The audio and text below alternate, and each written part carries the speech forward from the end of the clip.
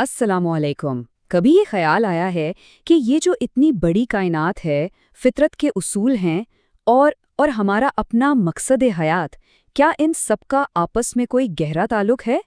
تو آج ہم سورۃ الحجر کی روشنی میں اسی زبردست اور حیران کن تعلق کو سمجھنے کی کوشش کریں گے۔ ہمارے آج کے اس پورے تجزیے کی بنیاد دراصل یہی ایک آیت ہے۔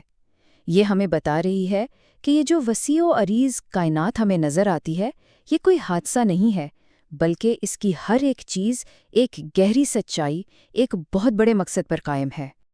تو آئیے اسی سوال سے اپنے سفر کا آغاز کرتے ہیں جو اس پورے تجزیے کی روح ہے۔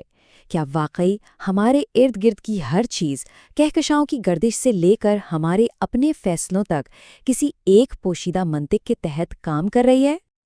تو سب سے پہلا اور سب سے اہم نقطہ یہ ہے کہ یہ کائنات بے ترتیب نہیں ہے۔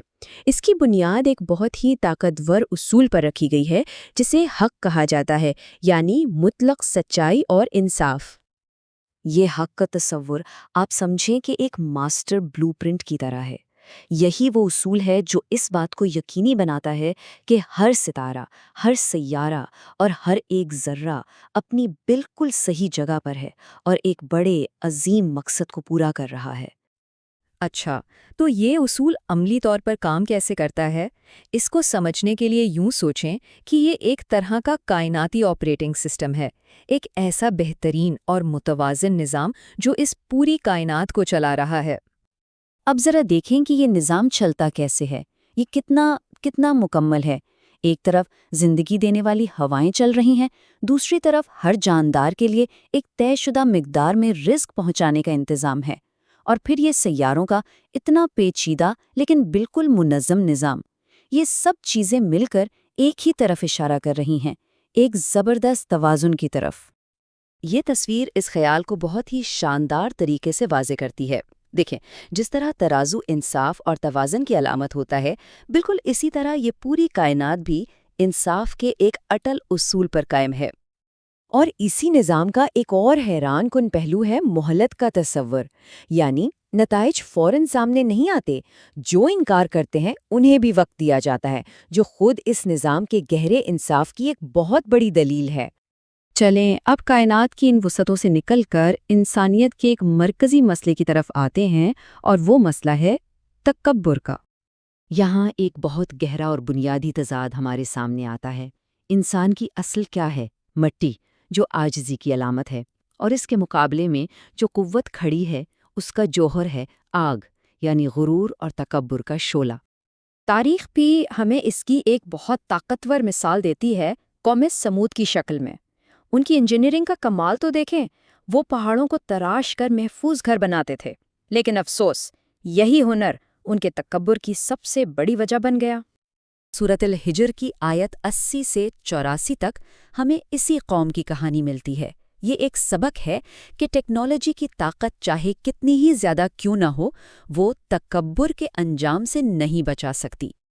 تو سبق کیا ملتا ہے؟ یہی کہ جب اخلاقی بنیادیں ہی ختم ہو جائیں تو پھر مادی طاقت اور ٹیکنالوجی بالکل بے معنی ہو کر رہ جاتی ہے۔ قوم سمود کا انجام اس بات کا واضح ثبوت ہے کہ تکبر کا راستہ صرف اور صرف تباہی کی طرف جاتا ہے۔ تو اب اس کائناتی نظام کے اندر جو حل پیش کیا گیا ہے اس کی طرف آتے ہیں، یعنی ایک ایسی رہنمائی جو ہر قسم کی تبدیلی سے بالکل محفوظ ہے۔ اس عظیم کائناتی نظام کے اندر انسان کو اکیلا نہیں چھوڑا گیا، بلکہ ایک محفوظ ہدایت نامہ، یعنی وحی، ایک کمپاس کی طرح بھیجی گئی ہے۔ اور یہ حفاظت بھی دوہری ہے۔ ایک طرف تو روحانی ہدایت یعنی قرآن کو ہر قسم کی تبدیلی سے ہمیشہ کے لیے محفوظ کر دیا گیا، اور دوسری طرف خود اس کائنات کے نظام کو بھی حتمی انتشار سے بچایا گیا ہے۔ یہ تصویر اس لمحے کو دکھا رہی ہے جب کوئی انسان اس محفوظ پیغام کی طرف واپس پلٹتا ہے، صرف علم حاصل کرنے کے لیے نہیں بلکہ گہرا سکون اور یقین پانے کے لیے۔ اب ہم اس سفر کے آخری اور سب سے اہم حصے کی طرف بڑھ رہے ہیں۔ وہ حتمی منزل کیا ہے اور اس تک پہنچنے کا راستہ کیا ہے؟ تو حتمی منزل ہے یقین۔ یہ صرف کسی بات کو مان لینا نہیں ہے، بلکہ یہ ایک ایسی گہری، ٹھوس اور غیر متزلزل کیفیت کا نام ہے جو اس کائنات میں اپنی جگہ کو صحیح معنوں میں سمجھنے سے پیدا ہوتی ہے۔ تو سوال یہ ہے کہ اس یقین تک پہنچنے کا سفر ہے کیسا؟ دیکھیں، اس کی شروعات ہوتی ہے غور و فکر سے، کائنات کی نشانیوں پر بھی اور قرآن میں بھی۔ پھر یہ سفر صرف سوچ تک نہیں رہتا بلکہ عمل میں ڈھل جاتا ہے، یعنی سچائی کو دوسروں تک پہنچانا۔ اور پھر عبادت اور سجدے کے ذریعے یہ تعلق اور گہرا ہوتا چلا جاتا ہے، یہاں تک کہ انسان اس منزل پر پہنچ جاتا ہے جسے یقین کہتے ہیں۔ تو اس ساری بات کا خلاصہ یہ ہے کہ یہاں سمجھنے کے لیے 2 کتابیں ہیں، ایک یہ کائنات اور دوسرا قرآن، اور سچائی کی مکمل تصویر تب ہی بنتی ہے جب ان دونوں کو ایک ساتھ ملا کر پڑھا جائے۔ تو اس پورے فریم ورک میں کچھ بھی الگ تھلگ نہیں ہے۔ فلکیات کے بڑے بڑے قوانین سے لے کر ہمارے دل کے چھوٹے چھوٹے فیصلوں تک ہر چیز ایک ہی سچائی کے مختلف جلوے ہیں۔